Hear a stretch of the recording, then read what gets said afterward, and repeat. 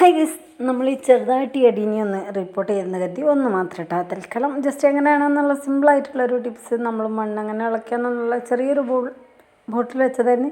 അപ്പോൾ ഇതിൽ തിങ്ങി നിറഞ്ഞിട്ടുണ്ട്. അപ്പോൾ ഇയാളൊന്ന് മെല്ലെ എടുത്ത് നമ്മുടെ മണ്ണുണ്ട് ചേച്ചിട്ടൊന്നും പോകണമെന്നില്ല, പക്ഷെ നമ്മുടെ നൈസ് മണ്ണാണ്.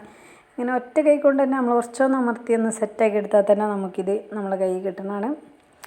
ഇതിലേക്കാണ് നമ്മൾ കുറച്ച് മണ്ണൊക്കെ നിറച്ചിട്ടുണ്ട്. പ്രത്യേകിച്ച് പോട്ടി മിക്സ് ഒന്നും ആഡ് ചെയ്തിട്ടൊന്നുമില്ല, നൈസ് മണ്ണാണ് എന്നുള്ളൂ.